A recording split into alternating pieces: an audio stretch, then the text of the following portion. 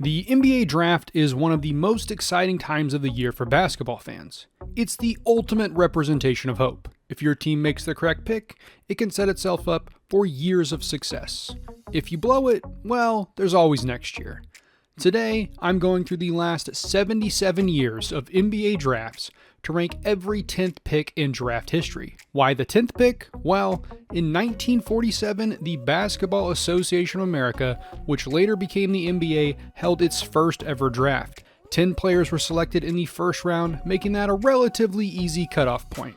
There are, of course, a few caveats to get into before jumping in. One, this is only ranking a pro player's career. I do not care about how good they were in college, but I will consider if they played overseas or for a non-NBA domestic league. And two, we don't have much data on some of the more recent players, but I'm still going to rank them. Just don't be surprised if some of those shoot up in the rankings in the next few years. Finally, in the early years, there was a rule where teams could select territorial players, throwing off the draft numbers slightly. I'm going with what Basketball Reference has listed, so take it up with them if you have issues with where the players were picked. Oh, and as usual, please feel free to sound off in the comments about how stupid you think I am. The banter is always fun. Let's get into it. 78, Bob McCoy. 3 players who were drafted never played in the NBA. McCoy is one of those 3, and I'm putting him last because the other guys did play at other levels after college, but really you can have these guys in any order you want. 77, Don Goldstein. Goldstein gets a slight nod because he won gold at the Pan American Games in 1959, but he skipped the NBA to go to dental school. Probably a good move in the 60s. 76, Larry Killick. The first ever 10th pick did play for 2 seasons for the Glens Falls Commodores, a semi-pro team in New York. He also toured the world in 56 with the Syracuse Gnats as part of the first Goodwill team sent abroad. But like the other 2, he basically doesn't have an NBA career. 75, Clarence Glover.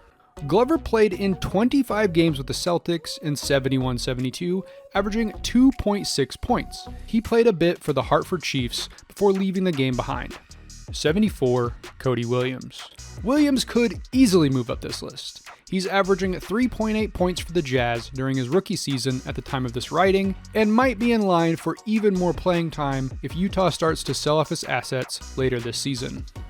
73, Dave Schellhase. Schellhase was the leading scorer in college basketball in 66, but he only averaged 2.8 points over 73 NBA games. He spent 2 seasons with the Bulls before becoming a long-time college coach. 72, Jack Turner. Turner played in a single season for Chicago, averaging 4.8 points and 2 rebounds over 42 career games. 71, Roy Hamilton. Hamilton averaged 4.6 points and 2.7 assists in 73 career games, spending time with Detroit and Portland. The 3-time All-Pac-10 player never found a spot and jumped into broadcasting. 70, Greg Howard. Over 2 seasons with Phoenix and Cleveland, Howard averaged 3.4 points and 2.5 blocks. That said, he did play for several years in the French and Portuguese leagues before retiring. 69, Joe McNamee. McNamee won a title with Rochester during his first season, but only averaged 2.1 points off the bench. He played for the team for about half of the next year before heading to Baltimore. He was done with basketball after the season, averaging 2.4 points and 2.5 rebounds over 118 games. 68, Larry Hennessy. The former Villanova player missed his first 2 years while serving in the military. When he joined the Warriors in 55, he won a title alongside Paul Arizin and Jack George. Of course, Hennessy only averaged 3.7 points off the bench that season. He played 19 games with Syracuse the next year, averaging nearly 7 points before moving to the EBA. He was named that league's MVP in 1958. 67, Keith Edmonson. The 6'5" guard started his career in Atlanta, averaging 3.5 points off the bench during his rookie season. The next year, he spent time with San Antonio and Denver. His most successful stint came with the Spurs, when he averaged nearly 9 points off the bench. Edmonson then spent a few years playing in France, winning the league's scoring award in 1986. 66, Johnny Davis. Davis is another guy who could easily move up this list if he improves over the next few years. That said, his minutes have gone down every year of his pro career, so it's not looking too positive thus far. Davis is averaging 4 points and 2 boards for his career. Of course, it's worth noting that he has dealt with some injuries to start his career, so you never really know. 65, Mouhamed Sene. Sene gets this high based on winning the D-League Defensive Player of the Year award in 2008 and making the French All-Star team in 2010. His 3-year NBA career was very disappointing, so if you want to drop him, I wouldn't argue too much. 64, Butch Lee. Lee was the first Puerto Rican player in the NBA when the Hawks selected him in 1978. He was solid, but Atlanta traded him to Cleveland midway through the season. The guard averaged 11.5 points over 33 games with the Cavs. Sadly, he picked up a knee injury early in his second season, and he never got back to his previous form. He was traded to the Lakers in '79 and technically won a title with them in 1980 before retiring. He jumped back into the game in '84 in the Puerto Rican League, winning a title in '85. Lee retired in 1990 and spent several years coaching. 63, Luke Jackson. Jackson spent 4 years in the NBA, averaging 3.5 points across 73 games. He was a D-League star, leading the league in three-point percentage in 06-07, winning the league title in 2008, and making the D-League All-Star team in 2010. He also spent some time playing in the Italian and Israeli leagues before getting into coaching. 62, Bill Hosket. The 6'8" big man joined the Knicks to start his pro career. Over 2 seasons, he averaged 3 points while playing about 7 minutes a night. Hosket did win a title in 1978, but barely played. Buffalo picked him in the 1970 expansion draft, and he played in 57 games across 2 years before retiring. 61, Jerry Harkness. Harkness played 5 games in the NBA, averaging 6 points. He spent 3 years in the NABL before playing 2 years in the ABA with the Pacers, where he averaged 7.3 points and 3 boards. 60, Thon Maker. Maker's NBA career was largely forgettable. The 7-footer averaged 4.6 points and 2.8 boards during his 6-year career. That said, he has had success in various Asian leagues, winning the BCL Asia title and WASL title in 2024. He was also named MVP of the latter league. In 2024, he's back with the Rio Grande Valley Vipers in the G League, so the 27-year-old might eventually make it back to the NBA. 59, Vern Hatton. After leading Kentucky to the 1958 NCAA title over Elgin Baylor's Seattle, Hatton looked like he might have a solid pro career. He joined the Royals for a season, averaging 7.5 points and 3.7 boards in 22 games. Since he traded him to the Warriors midway through the season, his minutes went down over the next 2 years until Philly traded him to the Chicago Packers. In 15 games, he averaged 9.5 points a night, but was then sold to St. Louis, where he averaged 7.2 points in 25 games. That would be the last time he played in the NBA, as he retired in '68 with career averages of 5.5 points and 2.4 boards. 58, Adam Keefe.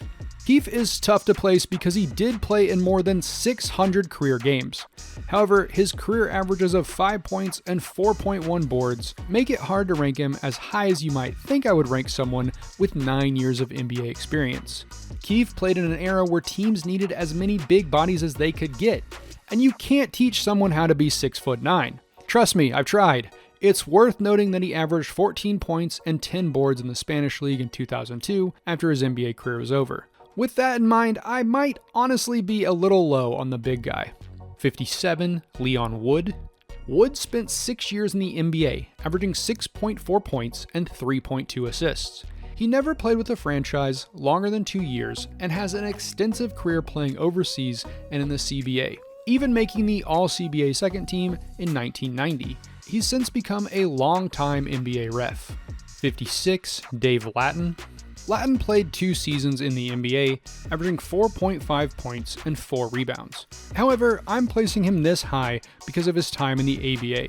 With the Pittsburgh Condors, Lattin averaged nearly 13 points and 6 boards a night in 71-72. He finished his career with a season in Memphis in 72-73, with overall averages of 7.2 points and 5.1 boards over 263 career games between the NBA and ABA. 55, Dave Budd. Budd played 5 seasons for the Knicks, averaging 7.1 points and 4.6 rebounds. His best season came in 62-63 when he averaged 9.5 points and 5.1 boards. Notably, he was one of the 3 centers that tried to guard Wilt Chamberlain during his 100-point game. For his part, Budd got a double-double in that game with 13 points and 10 boards. 54, Mike Sojourner. Sojourner's NBA career got off to a great start, averaging 12 points and 9 boards while picking up votes for Rookie of the Year. Unfortunately, his numbers dropped significantly over the next 2 years due to injuries and mental health issues. He was out of the NBA after the 77 season. 53, Ronnie Lester. Lester missed most of his rookie season, but came back in 81-82 to average 12 points and 5 assists. Unfortunately, his career was hampered by persistent knee injuries. He played in 65 games in 82-83, but never played in more than 43 games during his last 3 seasons. He retired in 1986. 52, Rumeal Robinson. At this point, Robinson is much better known for his post-playing criminal activity, but early in his career, he looked poised for big things. In his second season, he averaged 13 points and 5.5 assists while starting 64 of 81 games. Unfortunately for him, Robinson's play became very inconsistent after that. He hopped between the NBA and CBA during the 90s before retiring in 2002 after a few seasons overseas. 51, Cason Wallace. Wallace should quickly move up this list. He's already made the All-Rookie second team and is playing well to start the 2024 season. Wallace is poised to have a very good career with the young, stacked Thunder, so just give him time, he'll move up. 50, Jimmer Fredette. After a star-studded collegiate career, some thought Jimmer might be the next Steph Curry. That never materialized, as Fredette averaged 6 points and 1.5 assists during his 6-year NBA career. However, he's had an extensive non-NBA career, making the D-League All-Star and All D-League teams in 2016. He also made 3 Chinese basketball All-Star teams from 2017 to 2019 and won the CBA MVP in 2017. He also became a Greek League champ in 2020 and represented the US in several 3-on-3 international tournaments, though we can skip talking about the team's performance at the 2024 Olympics. 49, Cam Reddish. Reddish is only 25, so he could definitely move up these rankings. He was also averaging double-digit points during his time in Atlanta to start his career. However, Killer Cam has dealt with several injuries over the years, so he might have a tough time getting back to that level of production. 48, Ziaire Williams. We've reached a log jam of young guys that I'm not completely sure what to do with. Williams looks solid in limited minutes with the Grizz and has been scoring even more to start his 4th season in Brooklyn. If he continues to be a double-digit scorer, he should move up the list. 47, Zach Collins. Collins didn't make a huge impact on Portland due to several injuries. However, he's looked solid since joining San Antonio, averaging double-digit points over the last 2 years. That said, his injury history makes it tough to trust that he'll continue to climb higher up the list. 46, Jalen Smith. Since leaving Phoenix, Smith has been a solid backup center, averaging double-digit points and 6 boards over 3 years in Indy. Since joining Chicago, he's mostly continued that production. It'll be interesting to see if he can take another step in his development if the team decides to trade Vooch later this season. 45, Whitey Skoog. We finally leave the young guns behind for a player that won 3 straight titles to start his career.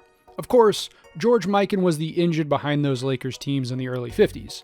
When Mikan left, Skoog averaged double-digit points to boost his 6-year career average to 8.2 a night.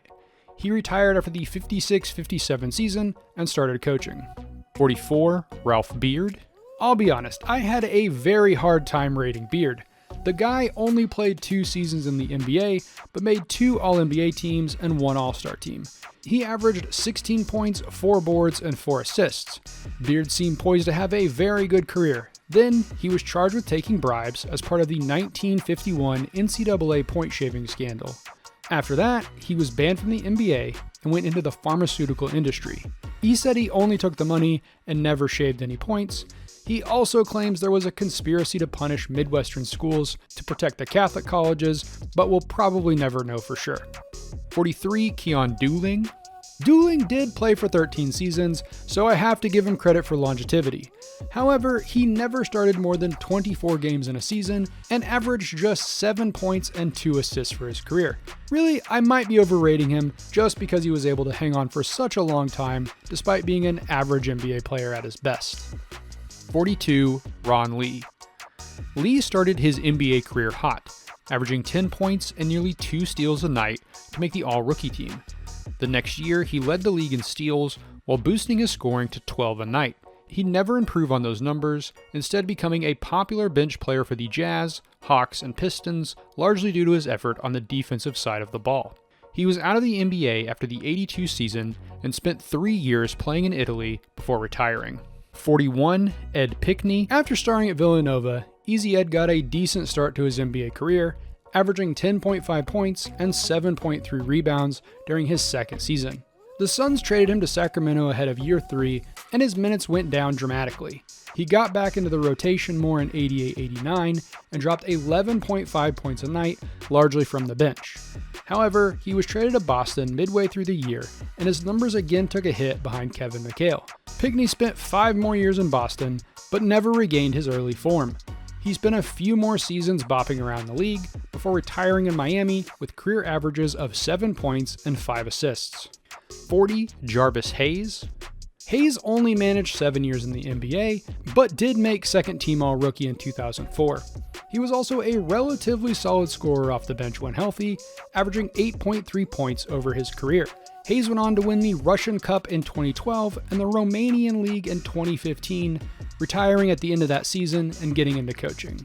39, John Brown. Brown's career was similar to Easy Ed's. He made first-team All-Rookie with the Hawks and dropped 11 points and 6 boards in his second season. Sadly, he never took another step forward and spent the next several years as an average player. Brown then played for 3 seasons in Italy before retiring. 38, Justice Winslow. Winslow should be rated higher. He made the All-Rookie team in 2015 and looked very good at times, especially on defense, during his early days in Miami. However, his career has been incredibly injury-plagued.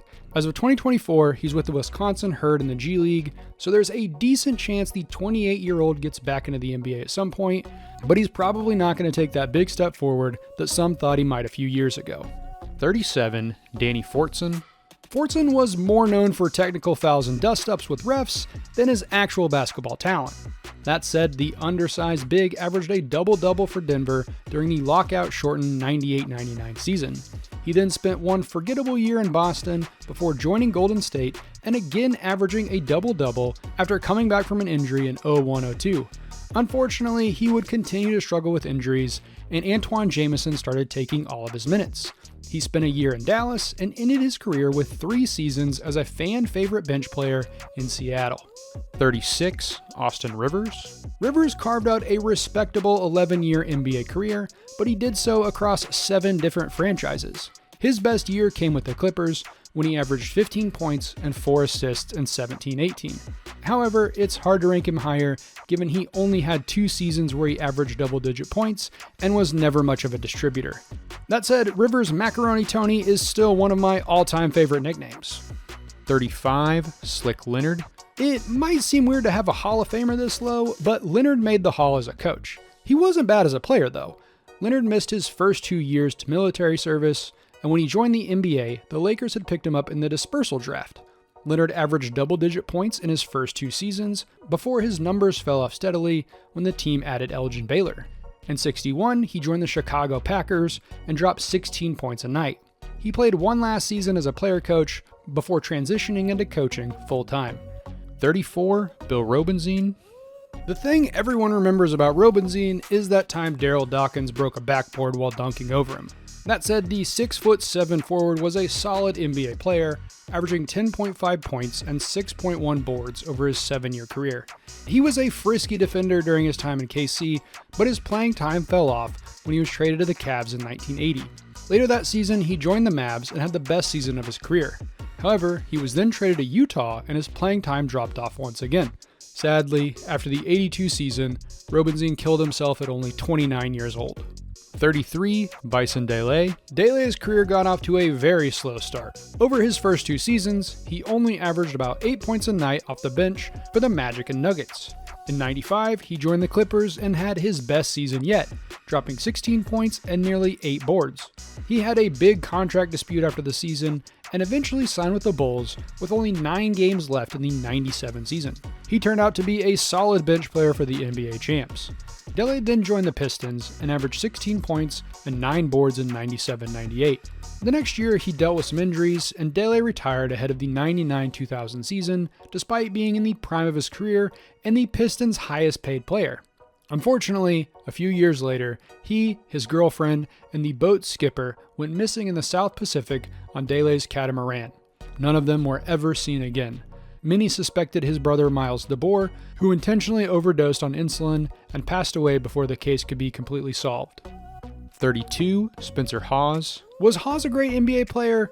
No, but the 7'1" big man consistently provided solid minutes over his 10-year career, averaging 8.7 points and 5.7 rebounds. His best stretch came in Philly, where he gave the 76ers 3.5 seasons of 10 points and 7 boards a night. Not a superstar, but somebody you can trust.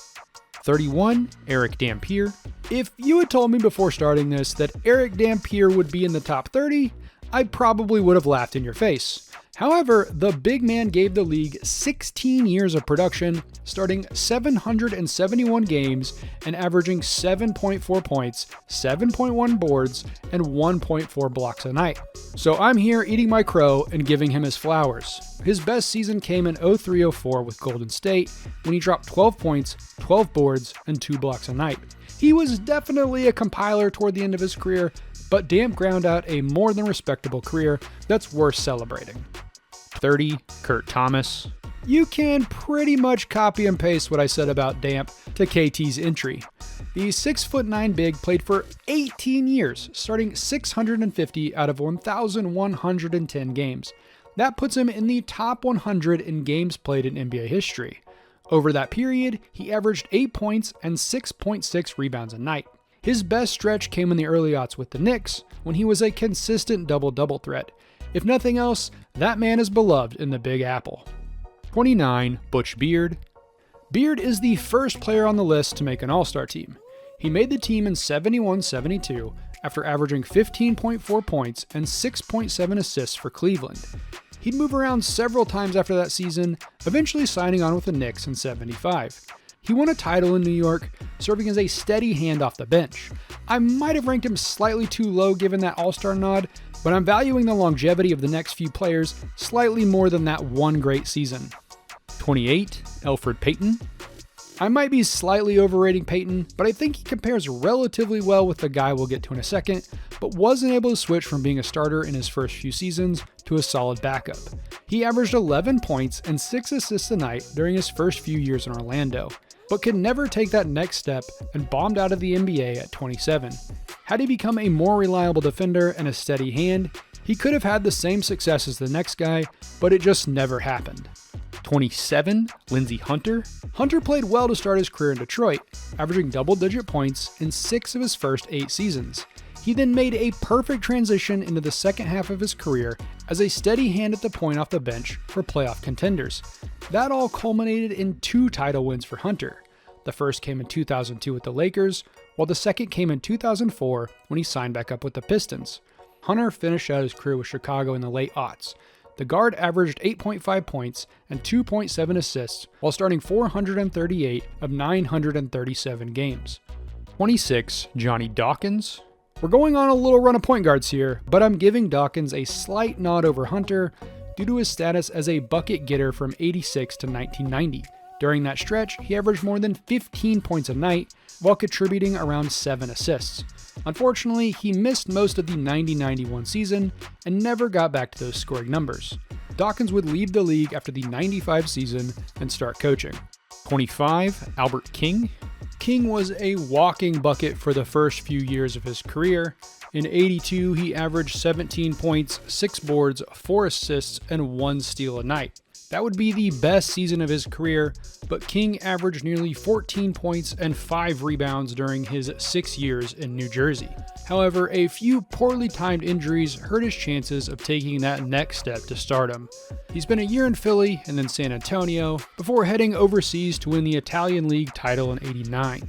He also won CBA Newcomer of the Year in '91 before Washington offered him another NBA contract. He played in 6 games before being waived and leaving the game behind to open a string of Wendy's restaurants. 24. Pooh Richardson. Richardson got off to a strong start, averaging 11 points and 7 boards to make the All-Rookie team. The next 2 years were even better. He started every game and averaged nearly 17 points and 9 assists a year. However, he was traded to the Pacers in '92 and became less of the team's offensive focal point. His numbers continued to dwindle when he was traded to the Clippers in '94, and Richardson was out of the NBA after 11 games with LA in '99. He spent one last season playing in Italy for Joe and Kobe Bryant's Milan team before jumping into coaching. 23. Willie Anderson. Anderson got an incredibly hot start to his career, averaging nearly 19 points a night and finishing second in Rookie of the Year voting behind Mitch Richmond. The next year, his scoring fell to 16 a night, with David Robinson emerging as a big star. However, he boosted his points per game to over 20 during that year's playoffs. Anderson's scoring continued to drop off as he struggled to stay healthy, and he was traded to the Raptors in '96. He played for 2 more seasons before heading overseas to play a bit more and retiring. 22. Brandon Jennings. Jennings' career is surprisingly similar to Anderson's. He dropped big points to finish third in Rookie of the Year voting in 2010 and averaged more than 15 points a night during his first 6 seasons. That included the famous 55 points he dropped on the Warriors during his rookie season. However, after a sign and trade to the Pistons in 2013, Jennings started to endure several injuries, including a ruptured Achilles tendon, which led to his numbers falling off a cliff. From 2015 until his retirement in 2018, he spent time with 5 different teams and in the Chinese League, G League, and Russian League. 21. Mikal Bridges. Bridges has a great chance to shoot up these rankings if he continues to build on his 2023 season. He averaged 20 points a night for Brooklyn 2 years after finishing second in voting for Defensive Player of the Year in 21-22 while still with the Suns. Of course, his scoring numbers will likely come down slightly on a stacked Knicks team, but he now has an opportunity to add a title to his resume. He's only 28, so he should have several more prime years left to accumulate stats and potentially individual hardware. 20. Andrew Bynum. When Bynum made the jump to the pros from high school in 2005, he became the youngest player ever drafted to the NBA. It took him a few years to find his footing, but eventually he became a solid contributor for Kobe Bryant and the Lakers, though it's worth noting that the Black Mamba was never easy on the youngster. Bryant, Bynum, Lamar Odom, and Pau Gasol won back-to-back titles in 2009 and 2010. He then had a breakout season in 2012, averaging 19 points and 11 boards to make the All-Star and All-Pro teams. However, he was included in the Dwight Howard trade during the offseason, and injuries kept him out of the league for a full year. When he made it back onto the court, he played sparingly due to injuries and was out of the league by 2014. 19. Caron Butler. Butler got a strong start to his career, averaging 15 points and finishing third in Rookie of the Year voting. However, he dealt with injuries in year 2 and was sent to the Lakers in the trade that brought Shaq to Miami. He played there for a season and was again traded, this time to the Wizards. There, Tough Juice would grow into a 2-time All-Star alongside Gilbert Arenas and Antoine Jameson. He continued to miss time with injuries during his entire 14-year career, but was a solid all-around player when healthy. After leaving Washington in 2010, he won a title with Dallas in 2011, and then bopped around to several teams until retiring after 2016. 18. Ray Williams. We're back to high-scoring point guards with Boom Boom Williams. After a relatively quiet rookie season, Williams exploded for 17 points and 6 assists in 78-79.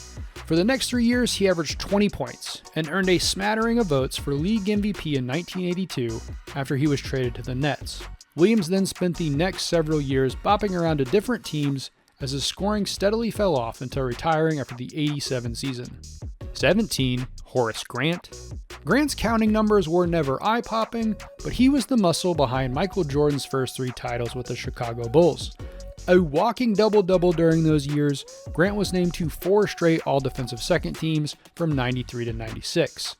The Enforcer was also named to his only All-Star team in 94, while MJ was away playing baseball. In 95, he signed with the Magic, joining Shaquille O'Neal and Penny Hardaway in their run to the 95 finals. They'd lose in 4 to the Rockets, and Grant spent a few more years in Orlando after Shaq left. Grant played a bit in Seattle before rejoining Shaq with the Lakers to win his 4th title in 2001. By that point, Grant's game was slowing down. He played a few more years and retired after the 2004 season. 16. Jason Terry. The Jet spent the first 8 seasons of his career as a bucket-getting starter for Atlanta and Dallas, but when he went to the bench, Terry unlocked a new level to his game. At 30 years old, Jet came off the bench to average nearly 16 points and finish in 3rd in 6th Man of the Year voting for the Mavs. The next year, he upped that number to nearly 20 and won the award. He'd finish in the top 3 in voting for 6th Man of the Year during each of the next 3 seasons and helped Dallas win a title in 2011. With his excellent 3-point shooting being one of the difference makers over LeBron James's Miami Heat. Terry bopped around to a few more teams until retiring after the 2018 season. As of 2024, he's made the 10th most 3-pointers in NBA history and is one of the best closers of his era. 15. Terry Dischinger. The Dentist is a tough player to rank because his career was split in half after serving in the military for 2 years. Dischinger won Rookie of the Year in '63 over future Hall of Famers Zelmo Beatty, Dave DeBusschere, John Havlicek, and Chet Walker. What makes that even more incredible is that he was continuing to earn his degree in chemical engineering from Purdue during that season, meaning he would sometimes go to class and then hop on a plane to head to the stadium. He averaged nearly 26 points that season, making the All-Star team and receiving MVP votes. The next year, his numbers came down slightly, and he made another All-Star team. The trend continued in '64 when he was traded to Detroit, but those 3 All-Star teams would be his last. He served in the Army from '65 to '67 before heading back to the NBA. Over the next 5 years, his scoring numbers would hover around double digits, but he never got back to his All-Star form. The Dentist retired after spending the 1973 season with Portland. 14. Jeff Malone. If there's one thing Jeff Malone could do during his 13-year career, it was get a bucket. The 6'4" guard averaged 19 points over his career, but had 6 seasons where his average was above 20 a night. He was still dropping 18 per night for Philly in '95, his penultimate season in the NBA. Granted, he only played in 19 games that year, but still, the man could score. He made 2 All-Star teams in '86 and '87 and was a key cog in the Jazz's early '90s squad. Malone retired after the '96 season and jumped into coaching. 13. CJ McCollum. I don't know if I'm too high or too low on McCollum. He's never made an All-Star team or won a title, but the 2016 Most Improved Player has averaged 19.5 points a night over his NBA career. And that includes his first 2 seasons in Portland, where he averaged under 7 points a night. He also brings solid rebounding and assist numbers for an off guard and has performed well in the playoffs, helping the Blazers to 9 straight postseasons alongside Damian Lillard. Will he go down as the best player to ever make an All-Star game? I'm not sure about that, but he might have the highest points per game for someone who never makes it. Granted, he has had several injuries over the years, but it's kind of baffling that he's been as good as he is and doesn't have much hardware to show for it. 12. Brook Lopez. Lopez was an instant star for the Nets, averaging 13 points, 8 boards, and nearly 2 blocks a night to finish 3rd in Rookie of the Year voting. The next year, he brought his point total up to 19, and it would hover around 20 throughout his time in Brooklyn. He also made 1 All-Star team in 2013. He did have a few seasons shortened by injury, but offensively, Lopez was one of the better centers in the league at the time. In 2016, he suddenly realized he could shoot threes pretty well, and went from shooting almost none of them to more than 5 a night. In 2017, he was traded to the Lakers, where he spent 1 season before signing with Milwaukee. Alongside Giannis, Lopez could focus much less on scoring and became a quality defensive player, getting votes for DPOY in 2020 and 2023. He also helped the Bucks to a title in 2021. Since then, he's dealt with some injuries, but has remained a solid shooter and stopper for Milwaukee through 2024. 11. Eddie Jones. Jones got off to a hot start to his NBA career, averaging 14 points and 2 steals per night to finish 4th in Rookie of the Year voting. In year 3, he upped his scoring average to 17 a night to make his first of 2 straight All-Star teams. In 98, he added an all-defensive team nod, but Jones was traded to the Hornets in 99, opening the path for Kobe Bryant to become the Lakers' everyday starter at his position. Jones solidified his spot as one of the best perimeter defenders in the league that year, finishing 7th in DPOY in 99 and 3rd in 2000. That year, he also made the All-NBA roster after averaging 20 points and nearly 3 steals per night. Jones was traded to the Miami Heat. He played well there, but didn't win any individual awards. In 2005, he was traded to the Grizzlies, just missing out on winning a title with Miami. He'd spend the next several years hopping from team to team before retiring after the 2008 season and wrecking some regular guys in Season 4 of Pros vs. Joes. Willie Naulls. Sweet Cakes played 19 games before being traded to the Knicks during his rookie season. The 6'6" forward quickly established himself as a star in New York, making his first All-Star game in his second season by averaging 18 points and 12 boards. He missed the All-Star squad the next year, but made 3 straight in New York from 60 to 62. Naulls was also named the team captain in 1960, the first black player to earn that position in any major American sport. During that stretch, he never averaged less than 21 points and 13 boards. Naulls earned MVP votes in 60 and 61, but New York traded him for Tom Gola in 62. He only played in San Francisco for a season before he was sent to Boston. The former All-Star mostly came off the bench to back up John Havlicek and Tom Heinsohn, but averaged double-digit points for 3 championship-winning squads before ending his career in 1966. During that run, Naulls, Bill Russell, Casey Jones, Sam Jones, and Satch Sanders made up the first all-black starting lineup after Naulls replaced an injured Heinsohn for a few games in 1964. 9. Bobby Wanzer. Hooks didn't start his pro career until he was 27 years old, but he managed to carve out a Hall of Fame career in 9 seasons. Wanzer was a solid player from the jump, averaging double-digit points during his first 3 seasons and helping the Royals to a 1951 title win. The next year, Hooks became the first player in NBA history to average over 90% from the free throw line for a season. He also boosted his scoring to 16 points a night, making his first All-Star and All-NBA teams in the process. Wanzer made 4 more All-Star teams and 2 more All-NBA teams. During his last 3 years, Wanzer became a player coach. In 57, Wanzer only played in 21 games and averaged under 10 points for the first time in his career. The 35-year-old hung him up after the season to move into coaching full-time. Wanzer was inducted into the Hall of Fame in 1987. 8. Clyde Lovellette. Jelly Bean spent his first season playing amateur AAU ball for the Bartlesville Phillips 66ers in Oklahoma. He joined the Lakers in 1953 and was an early pioneer for big men who wanted to stretch the floor.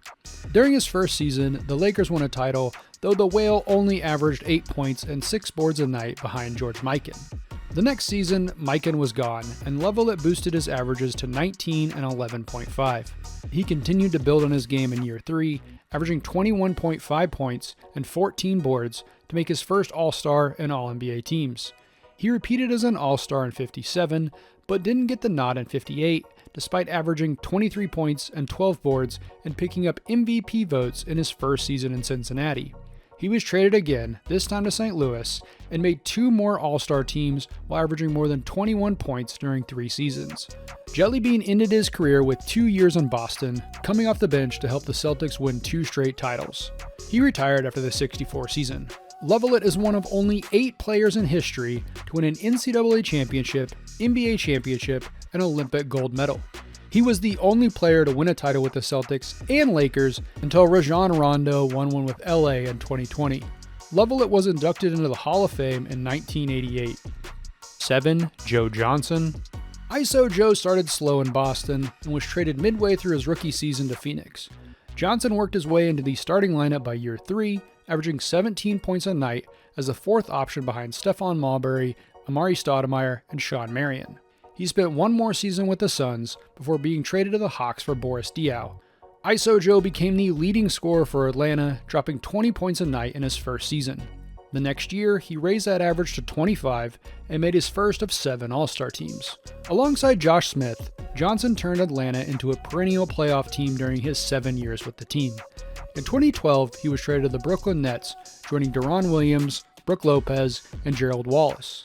The Nets would later bring in Paul Pierce and Kevin Garnett to try and win a title, but it never happened.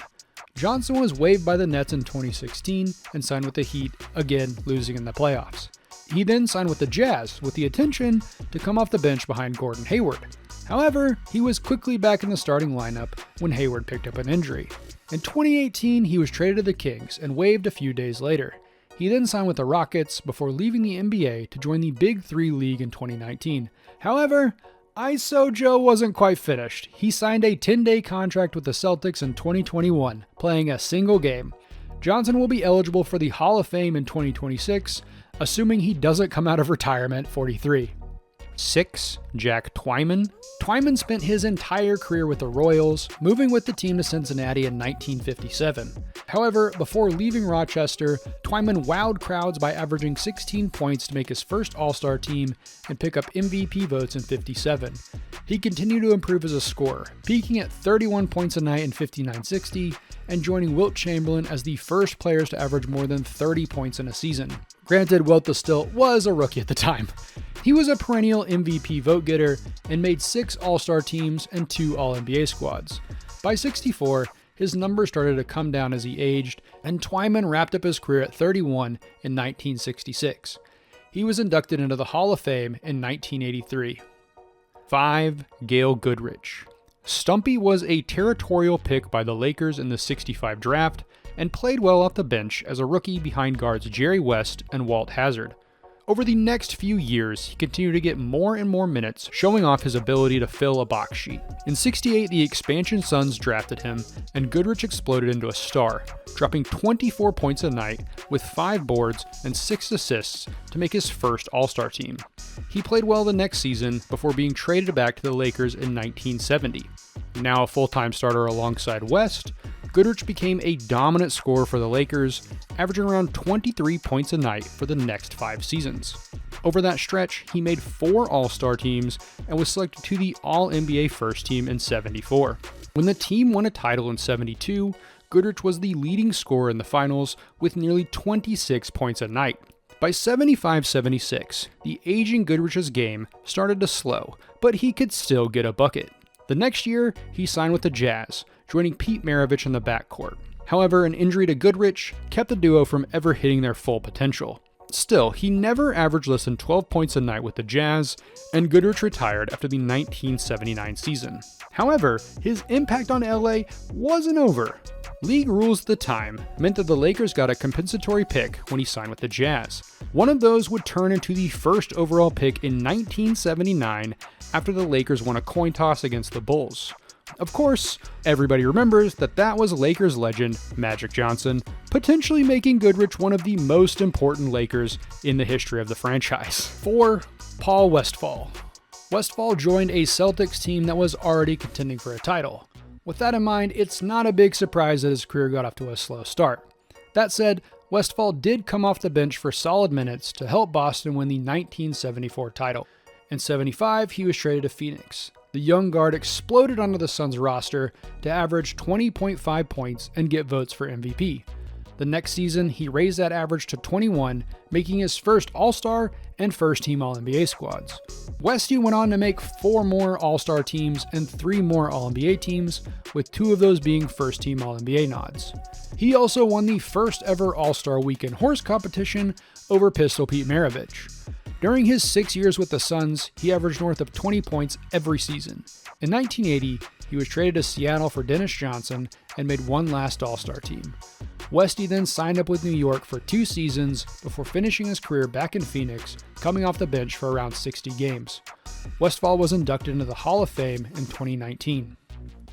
3. Paul Pierce. The Truth was limited to 48 games as a rookie, but turned heads by averaging 16.5 points a night. By year 3, Pierce was putting up more than 25 a night to get MVP votes. He passed that mark 3 times over the next 5 years and made 5 straight All-Star teams and 2 All-NBA third teams. Technically, he did average 25 in 06-07, but he missed a big chunk of time due to injury. When he returned, Boston had added Kevin Garnett and Ray Allen to the squad. The trio and Rondo won a title that season as Pierce got back to the All-Star and All-NBA third team list. He also won Finals MVP that season. He'd make the All-Star team 5 more times, but Boston never got another title during Pierce's run. In 2013, he was traded to the Brooklyn Nets in a massive deal that has set up the Celtics very well in the long term. For Pierce, things didn't go as rosy as the Nets got bopped in the Eastern semis. He then spent a few years jumping around to the Wizards and Clippers before retiring after the 2017 season. The 10-time All-Star was inducted into the Hall of Fame in 2021. Number 2, Paul George. PG had a slow start to his NBA career, backing up Danny Granger as a rookie. The next season, the Pacers inserted him into the starting lineup and his numbers improved a bit. However, it was year 3 when PJ really broke out, averaging 17 points and 8 boards to win Most Improved Player, make the All-Star team, be named to the All-NBA third team, and get votes for DPOY. He improved his scoring the next season and started to get MVP votes in addition to all the previous accolades. His next season was mostly lost to injury, but George came back to average 23 points a night and make the All-Star team and third team All-NBA squad for the third time. PG spent one last All-Star season in Indy before the Pacers traded him to OKC in 2017. His first season was normal Paul George, averaging 22 points and 6 boards to make the All-Star team, All-NBA third team, and finish 4th in DPOY voting. The next year, he had his best season ever, averaging 29 points and 8 boards. He finished 3rd in MVP and DPOY voting, made his 6th All-Star team, and was voted onto the All-NBA first team for the first time. George spent one more season with the Thunder before being traded to the Clippers. There, the injury-prone superstar really started to miss time more consistently. He's still been a great player when healthy, making 3 more All-Star teams and 1 All-NBA third team over his 5 years in LA. In 2024, he signed with Philly, and while things have not been great to start, we'll just have to see what PG can do in year 15. Number 1, Willis Reed. The captain only spent 10 years in the NBA, and the last 3 of those were plagued by injury. That said, Reed's first 7 years easily make him an all-timer. I wouldn't get too mad if you wanted to move him down a spot or two, but the Knicks great deserves this spot. He started his career by averaging 19.5 points and 14.7 boards to win Rookie of the Year and make the All-Star team. He'd make the next 7 All-Star teams and become an All-NBA player in year 3. Reed spent the next 5 years averaging more than 20 points and 13 boards a night, winning the league MVP in 1970, though Kareem Abdul-Jabbar probably deserves it despite being a rookie. Regardless, during that stretch, Reed won 2 titles. The first is the one everyone remembers, as Reed left Game 6 with an injury, and many assumed he wouldn't play in Game 7. He heroically trotted onto the court and scored the first points of the game to ignite the crowd and team. He didn't do much else in that game, but it was enough, and Reed won Finals MVP after the Knicks hoisted the title. He repeated the feat in 1973, minus the injury, again winning over the Lakers and picking up his second Finals MVP. Despite that performance, Reed had been dealing with injuries since winning the first title, and he retired for the 1974 season. The only player on this list to win an NBA MVP was inducted into the Hall of Fame in 1980.